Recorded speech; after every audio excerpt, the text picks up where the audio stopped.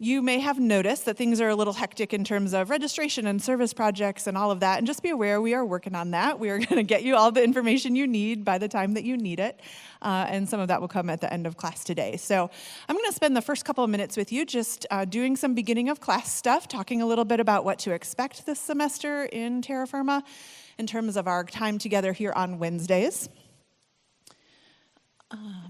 So I just want to go over, we have a couple of kind of major themes that is a pretty big shift from what we were talking about last semester. So I know you were all here, but last semester we talked a lot about who you are as an individual, and we talked a lot about your Christian worldview and how that should kind of help you frame a lot of the work that you're doing here as a student and beyond college. So we're going to build on that in this semester, and we're going to move forward with a couple of big ideas that we call at this place civic and global engagement. This is one of the major learning domains that the university wants our students to have some pretty significant experiences in while you are here. And so we use this semester of Terra Firma to really lay a good foundation with that. So we're going to spend the majority of the first half of this semester talking about civic engagement. What does that mean? What is it? How do you do it well? How do you do it given the lens of your Christian worldview that we started talking about last semester? So we're going to have a few people from the university talk with you about different things that are connected to that, diversity, the value of diversity.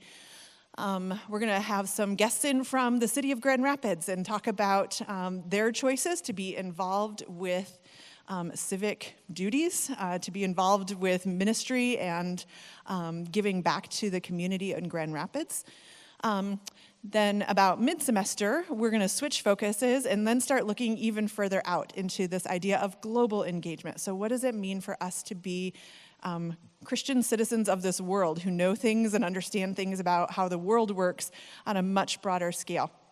And so we do that by engaging in one major topic. And so probably by now, hopefully by now, you've gotten your hands on the textbook for this semester, which is, I have it with me, but I forgot to bring it up here.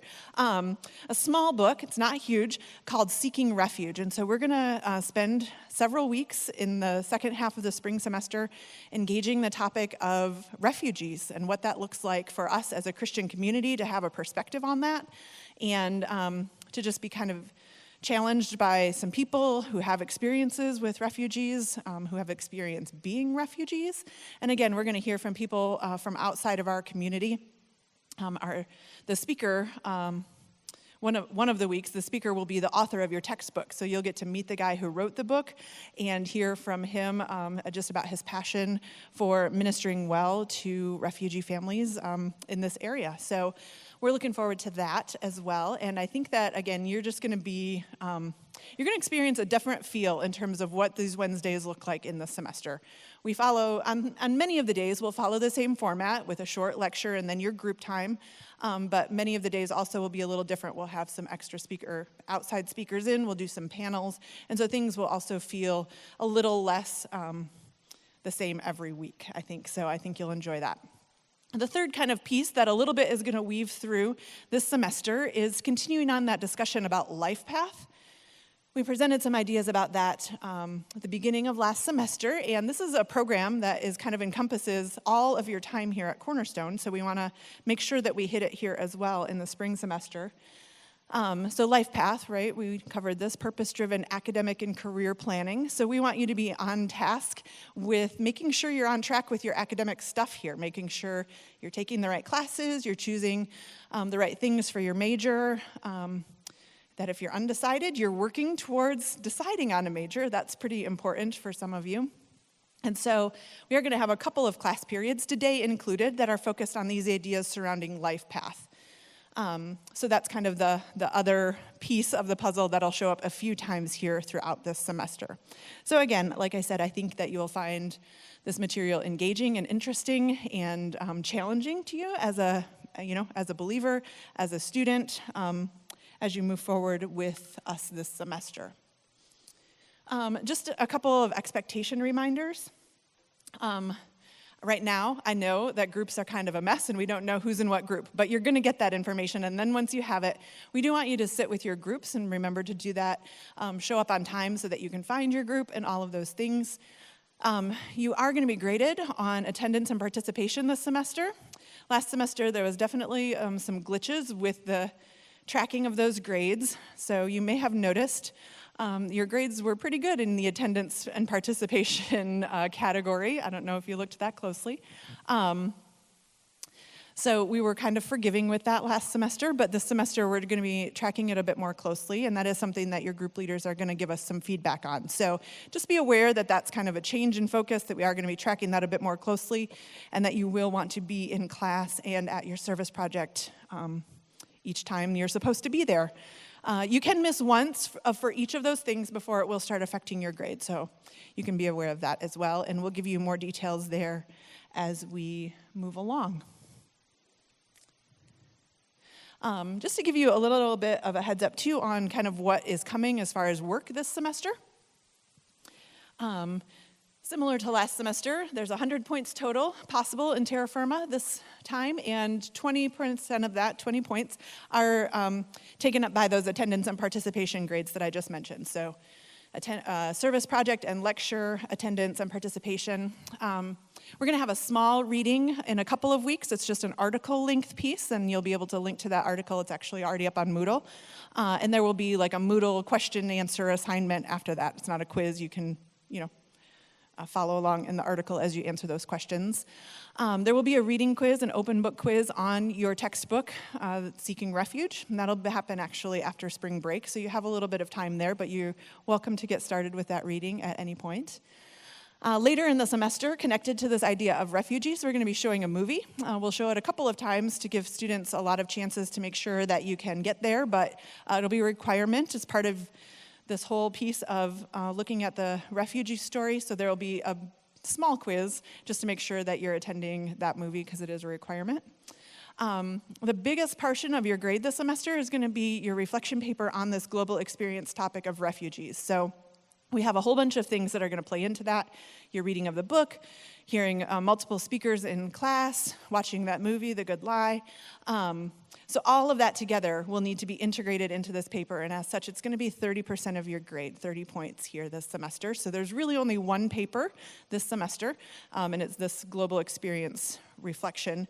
And it'll be, like I said, pretty higher level that we're looking for you in terms of integrating all of those pieces and being able to clearly express your own ideas as pertains to this important topic. So as that gets closer, we'll give you more information. And then the academic planning assignment. We're going to start that conversation about that assignment today, but it's not actually due until later in April.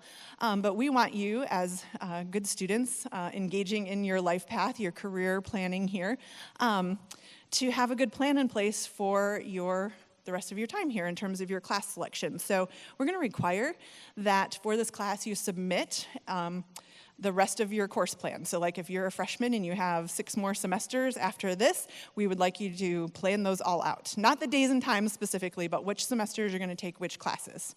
So again, we'll give you more direction about that, but that is going to be a requirement this semester because we want you to be well prepared and know what's coming in the coming semesters. And maybe you'll find a surprising thing, oh, I could graduate a semester early if I took 1 extra class or something like that. So it can help you just make wise decisions. And then we will have a short end of the semester reflection assignment that'll be on Moodle. And again, it's not a whole paper this time, it'll just be a short thing. So that's what you can expect in terms of assignments. The first thing, like I said, the cities reading, that'll be mid-February. So we've got a little bit of a break here in terms of schoolwork that will need to be done for Terra Firma. So maybe you can get started on things for other classes a little bit, and you'll also maybe get a jump on reading that textbook. And that's all I've got for now. I mentioned that we're going to start talking about that life path and the value and the importance of this whole academic planning process. So we're going to talk to you about why we think that's important. And with us today, we have Dr. Pete Muir. You met him last semester when he was here talking about the core. And so I think that you will enjoy what he has to say, and hopefully he'll inspire you to get that started right away. I would like you to take a look at the person on your left. All right, look at the back of the head if they're looking at someone. All right, good. Now take a look at the person on your right. Good, okay. Hopefully you've seen the back of heads, 2 back of heads. Okay, I'm going to rock your world. Statistically, only one of those back of the heads that you just looked at is going to be walking with you at graduation, right? about 46% of freshmen, that's you guys, make it all the way through 4 years. That, I don't know how you feel about that. That shocked me when I saw that stat. That saddens me to hear that stat. That means that there are a lot of people in this room that are not going to make it across, I would say, this stage, or not going to make it across the stage in Hanson and get their piece of paper from, well, I guess it won't be Joe. It'll be whoever the next president is. One of the major reasons for that is that the students don't have a plan of how to get through. There are a bunch of reasons, but one of the major ones we hear. Students wander through their academic time here, and they don't have a sense of the vision at the end. So that's why part of this assignment of Terra Firma is to look at each semester and go, these are just little bite-sized chunks. You can make it through. You can do this. Part of my role, I'm the Dean of Accreditation and Curriculum. So I have a lot to do with all of the curriculum choices, the building blocks of classes that you have. And I've gone back through over the last 5 to 8 years, and I've looked at all of the students, I'll call them the students because they're not quite graduates, that have somewhere between 1 credit and 10 credits left. And there's about 180, 185 of them. Think about that. You are so close to graduation between 1 and 10 credits, and you're paying for all of the credits that you've taken, but you don't have that piece of paper. The thing that we hope to give you, that's what our business is, right? We credential you, we educate, we want you to learn. We want you to not just survive college, but thrive, to get a job, to be productive members of Christ's army, in culture. And you don't have that piece of paper, and you're paying for it. That, for me, is a huge stewardship issue, right? I'm part of a system that's creating a lot of student debt. I am not interested in that.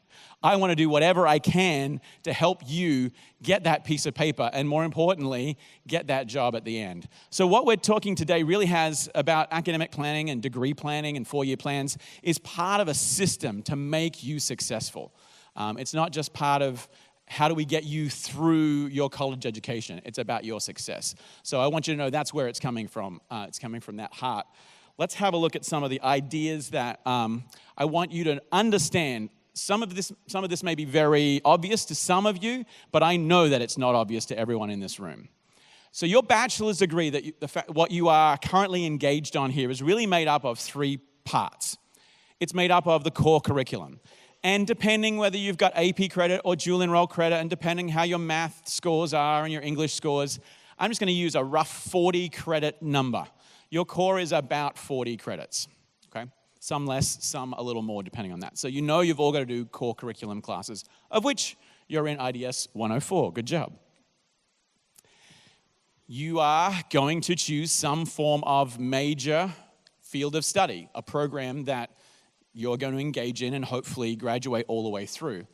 Most of our majors, or all of our majors, the minimum is 30 credits, so our smallest majors are at 30. We have some really large majors, particularly in music and teacher education, that are pushing 80 credits worth of work, curriculum building blocks.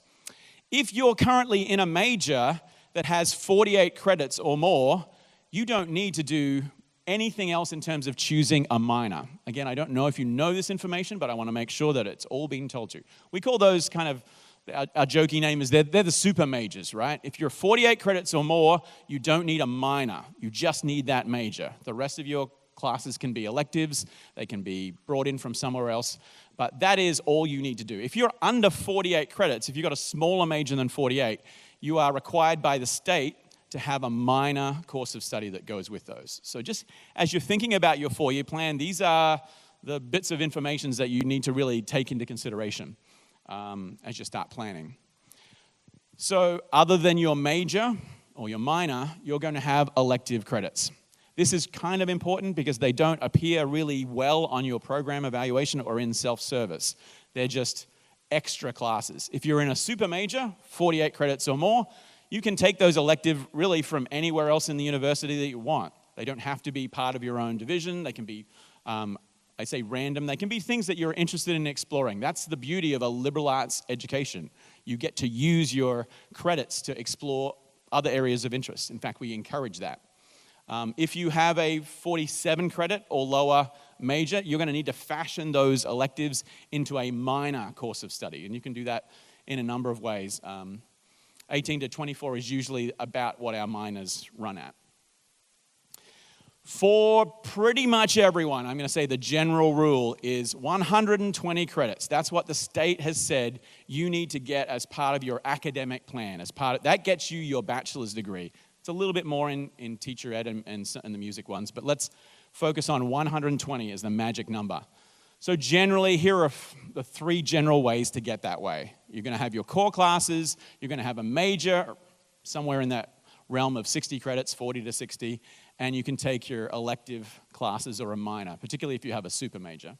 You can do a major with a double minor, right? The core classes, a major of smaller, maybe around 40 credits, and then a minor or a minor and a bunch of electives. You don't have to group them together. What's becoming more and more popular is people attempting double majors.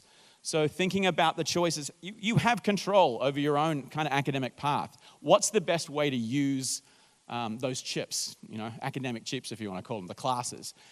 Maybe choosing 2 smaller majors instead of 1 larger one. It certainly looks good to an employer to say that you double majored in something. If you're unsure about these things, these are great conversations to have with the advising team, with your peer advisors, with Career and Life Calling, myself. Think about how the best way you can use, again, your time here. We want it to be valuable to you. We want it to provide value, not just 4 years that you get through to get your degree at the end, but something of value.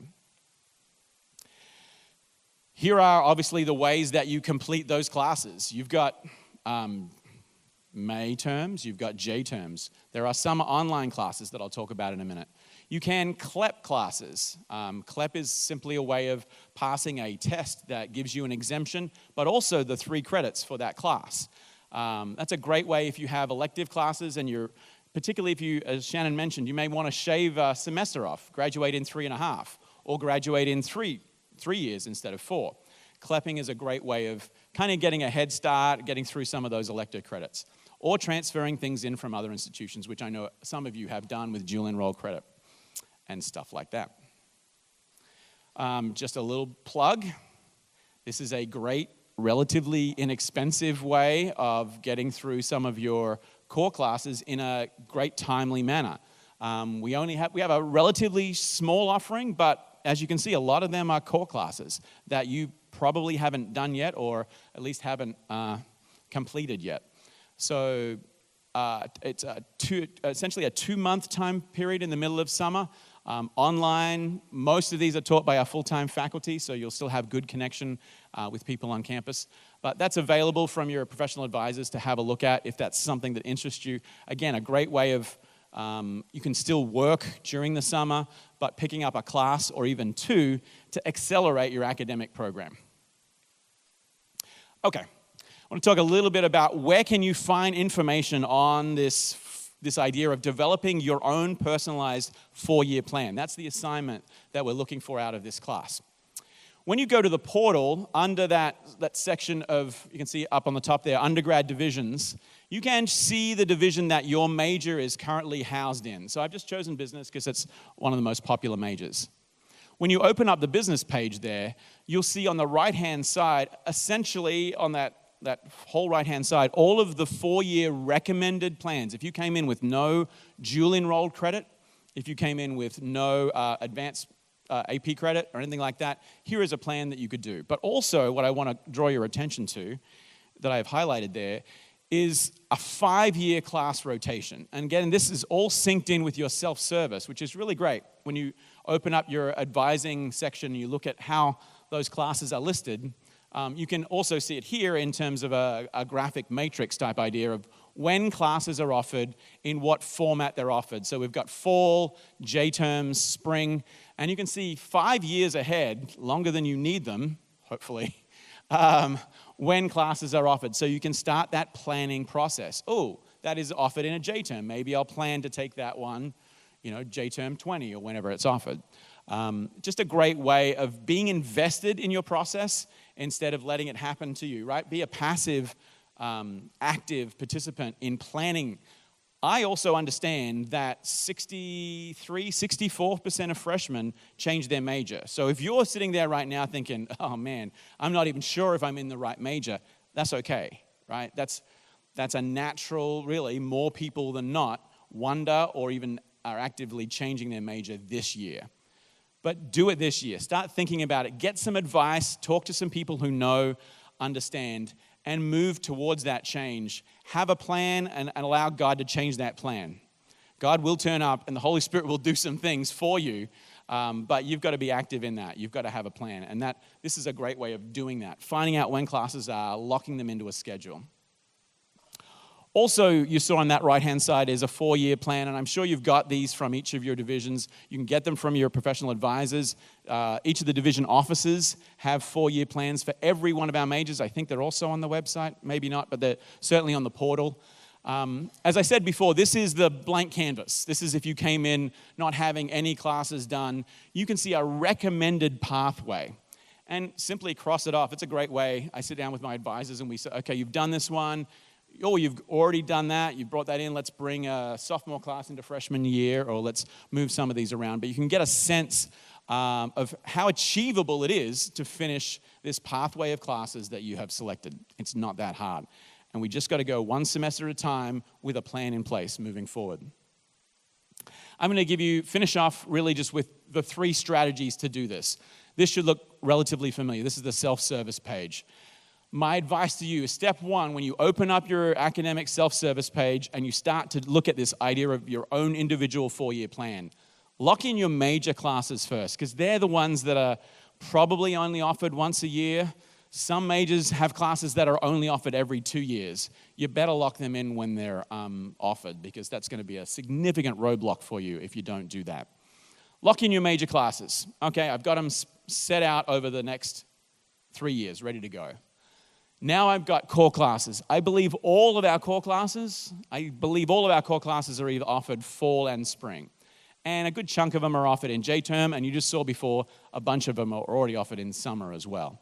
That should make it easier to work around those major classes that you've already locked in. So you start to build this plan, majors in, core classes augmenting them, and then moving into the elective pieces. All right, now I've got only 12 credits here. I think I could pick up an elective class to make it 15, or in spring 19, I'm going to do a J-term, so I think I can do 18 credits. I'll do J-term for 3, and then 15 during spring, and round out my time there.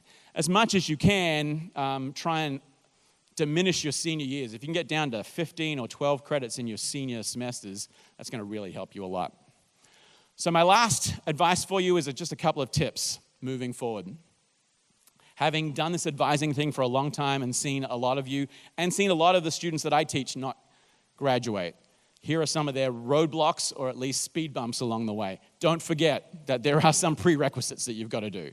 Lab science is needed before you hit science and culture. Often you forget that philosophy and culture is needed before imagination and culture. Just check that there are some prerequisites on that. Plan your internship in your junior year. Do not leave your internship to senior. It's really important, if you want to make the most of your time here, to use that senior year with career and life calling, actually thinking about jobs, actually interviewing practice, actually setting up your LinkedIn, using that, or maybe doing a second internship in your senior year. Internships, I mentioned this before, are the new job interviews. We want to use that as a real powerful tool for you to make that step from college to the real world of cash. So plan in your junior year to do that, not in your senior year. That'll make a big difference. Man, if you forget anything apart from the guy with a funny accent today, remember this. Math is the one class. If I look back over the 185 students that have between 1 and 10 credits left hanging, I don't know the percentage, but I would say it would be 80% or higher have their math requirement not fulfilled. And I get it. I get that it's scary, and I get that a lot of people just don't dig with the language of math, and therefore they put it off, and you get further away from high school, and now it becomes a bigger and bigger deal to do, and it's harder to do 4 years out from high school to try and pick up math than it is the first year out from high school like you are now.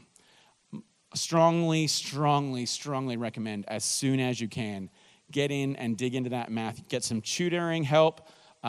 whatever you can do to get that math credit down. That's the one, if I could pick one class that trips people up, that stops people graduating, it would be either that math.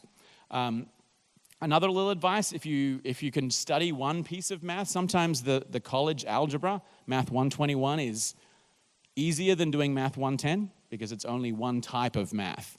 But come and see your advisor about that. They can help you with that. Use summer or CLEP classes to try and keep your senior, I mentioned this before, keep your senior year down as kind of thinly and as small as you can. Don't be trying to do 18 credits in your senior year. It's really tough to get through that. And don't forget that there is some form of residency requirement. Every college has a certain amount of classes that you have to do at your home institution once you get to that senior year. For us, 24 of your last 33 credits have to be done at Cornerstone. What does that mean? It means you can bring in essentially up to 9 credits at the end of your degree program. So CLEPing or doing them at GRCC and bringing them in, or some other way of bringing credits in. But once you hit your senior year, 33 credits, you can only do 9 of them. So bring them in early, or think about making sure you use the most of your senior year here on campus. I'm open for any questions, comments about anything. Please come see me. I live in the admin building over with Career and Life Calling. I would love to chat you through. You've got professional advisors. You've got people in your own divisions, in your majors that can help you, peer advisors. There's a lot of help here for you to do this work. We want you to be successful, but that's only if you kind of take advantage of all of the information and all the resources that are available for you. So please do that. Thanks, guys. Okay, the academic planning assignment. I mentioned this is going to be an assignment. It's not due until Wednesday, April 11th. So you have plenty of time this semester to get this work done. But we wanted to talk with you about it early because do you know where we'll be 5 weeks from today? 6 weeks. Is it 5 or 6? Spring break, okay? It's coming sooner than we think, all right? I'm already counting down to it, so I'm sure that you are as well. So we have another week of January, and then we have February, which in my opinion is the worst month of this year. I don't care how many days February has. It's the longest month of the year. It's still dark. It's still cold. And so we should just get all of the things done that we can in February, all right? Including assignments that maybe aren't due till April. So that's why we wanted to give you this information first. Second of all, if there are any of you who are still undecided about your major, totally fine, but I want you to start working on that now. If you are undecided, I think you should log into Handshake today before you go to bed and schedule an appointment with Jennifer or Kiera, your academic advisors. Absolutely think you should do that. Get in to see them in the next week or two to just talk about things. Where are you at in this process? How can they help you figure out who you should talk to move yourself along so that you have some time to think through this and you're not just kind of panicking over there all by yourself, wondering and worrying, what am I going to study? All right. So if that's you, please do this. And also, like Pete said, if you're thinking about changing your major, in fact, I talked to one student today who's like, I'm thinking of changing. I don't really know exactly, so who should I talk to? So if that's you, also go see Jen and Kiera, get started with them, speak to Jason or Ann in Center for Career and Life Calling, come see me, come see Pete.